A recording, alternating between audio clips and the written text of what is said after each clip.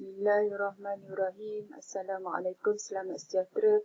Hari ini kita akan melihat bagaimana menjawab soalan modul ulang kaji sains topik tingkatan 1 dan tingkatan 2 bermula dengan soalan nombor 8. Baik, soalan nombor 8 menunjukkan dua simbol komponen elektrik. Nyatakan apakah nama komponen tersebut.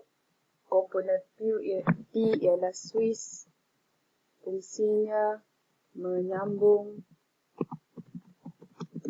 dan memutuskan putar elektrik. Komponen Q ialah emitter, fungsinya adalah untuk mengukur arus elektrik.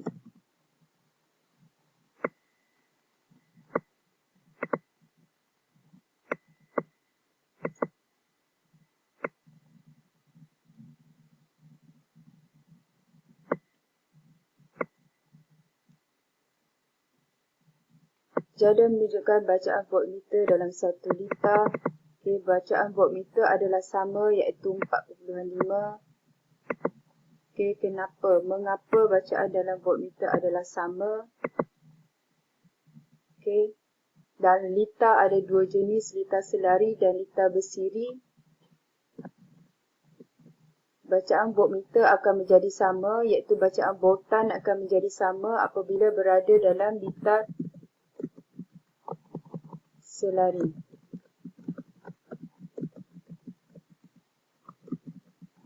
Iaitu dalam liter selari setiap komponen menerima jumlah arus yang sama.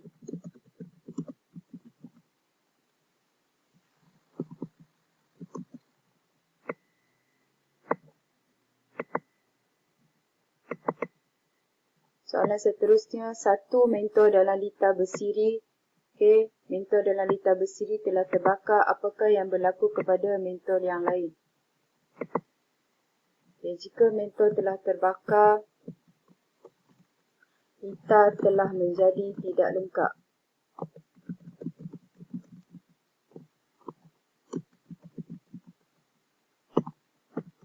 Maka mentor yang lain tidak boleh menyala.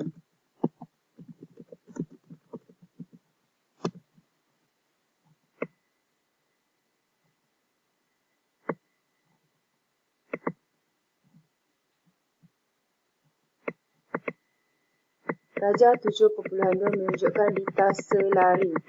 Berikan dua kelebihan menyambungkan mentor dalam liter selari. Tentang mentor sahaja. Jawapan perlulah hanya berdasarkan mentor.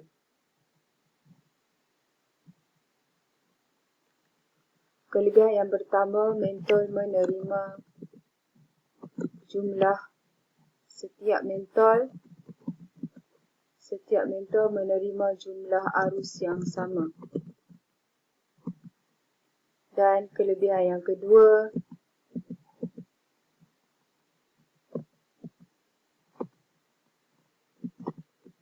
jika satu mentor terbakar, mentor yang lain masih boleh menyala.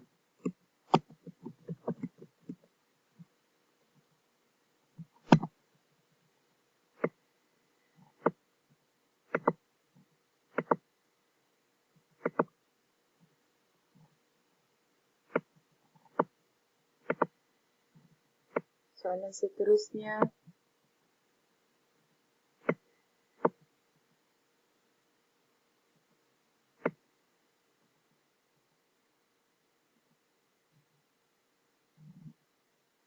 Adli menjalankan satu kajian tentang sifat fizik asid dan alkali. Nyatakan satu contoh bahan.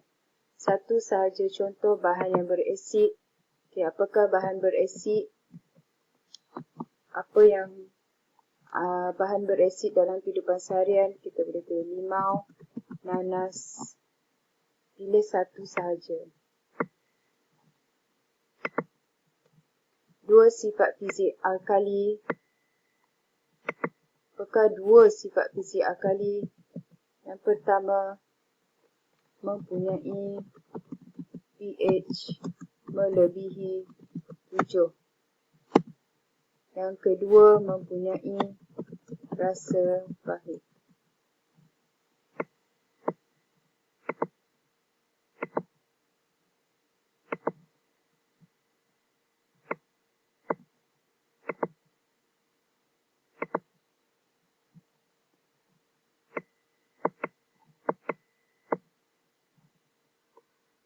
pH adalah satu skala untuk mengukur asid atau alkali.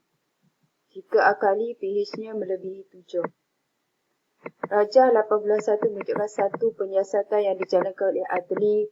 Adli meletakkan pita magnesium dalam tabung didih dan menambahkan asid.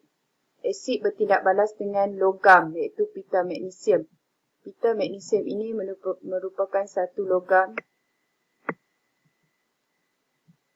Pita magnesium merupakan satu logam.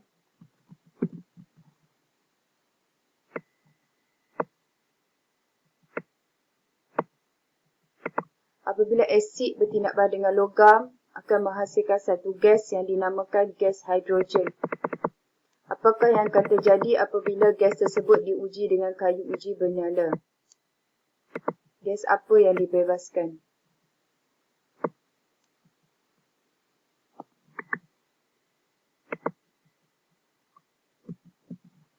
Okay, baik, kayu uji bernyala. Apakah yang terjadi pada kayu uji bernyala? Kayu uji bernyala terpadam dan akan terdengar bunyi pop. Ini kerana gas hidrogen dibebaskan.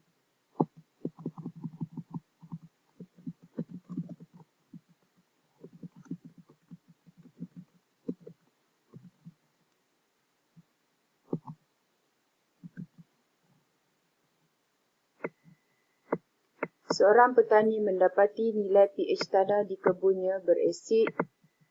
pH tanah berasid.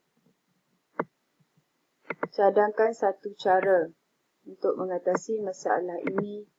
Baik dalam pertanian, kita menggunakan kapur mati, iaitu dengan menaburkan kapur mati ke atas tanah. Okay, kapur mati bersifat alkali. Ini akan meneutralkan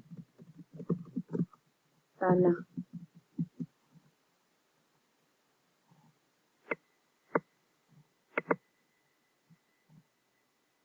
Baik, seterusnya.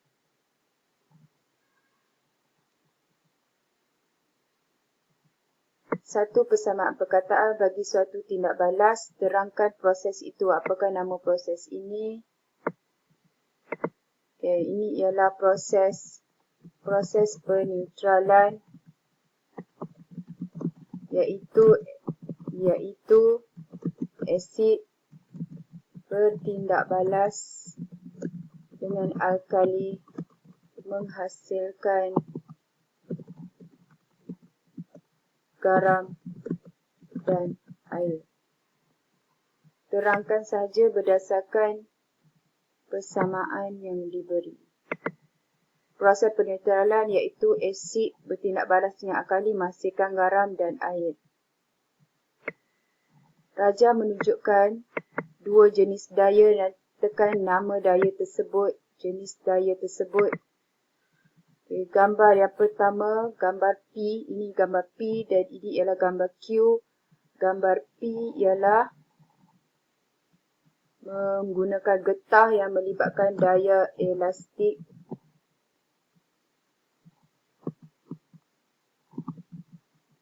Dan yang kedua, payung terjun turun ke bawah melibatkan daya graviti.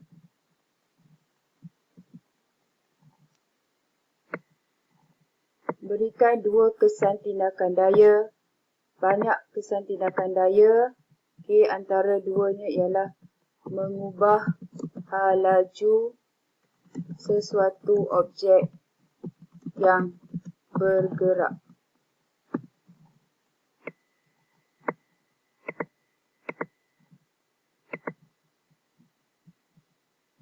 Yang kedua, boleh mengubah bentuk dan saiz sesuatu objek.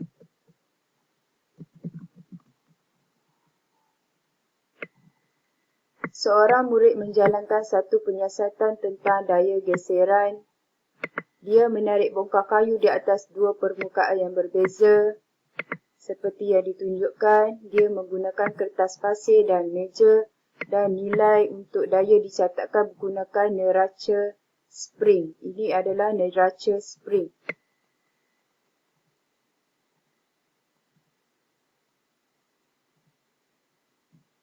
Ini adalah keputusan yang diperoleh dengan menggunakan permukaan kertas pasir, bacaan neraca spring 8 Newton dan permukaan meja, bacaan neraca spring 5 Newton.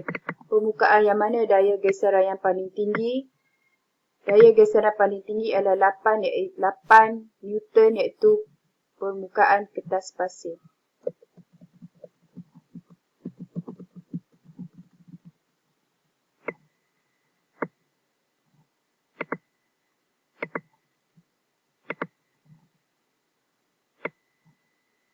Hubungan antara jenis permukaan dengan magnitud daya geseran.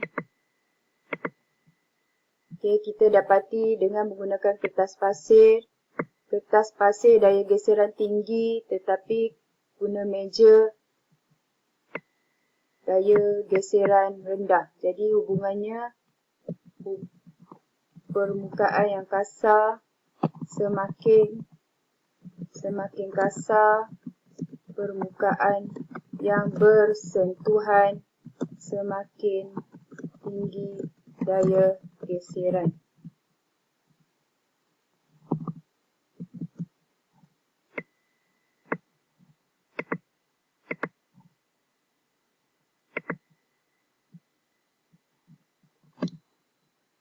Raja menunjukkan satu penyiasatan lain yang dijalankan murid tersebut untuk mengkaji daya apungan objek X. Ini ialah objek X. Labelkan berat daya tindakan dan daya apungan dan terangkan. Baiklah, daya tindakan ialah daya berat. Daya tindakan ini ialah berat. Daya apungan ialah daya tindak balas. Daya tindakan, daya bergerak dari atas, daya apungan dari bawah.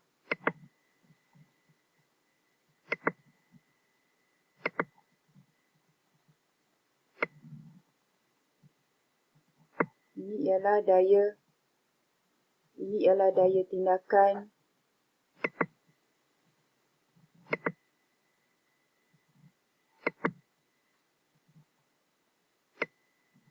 Ini ialah daya apungan.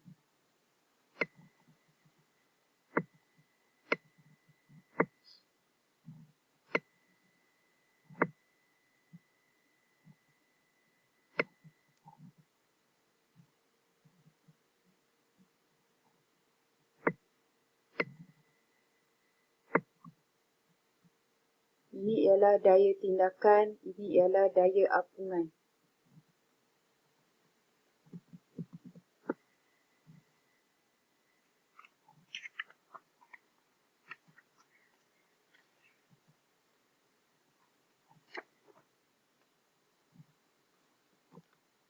Terangkan daya tindakan bertindak ke bawah dan daya apungan bertindak ke atas.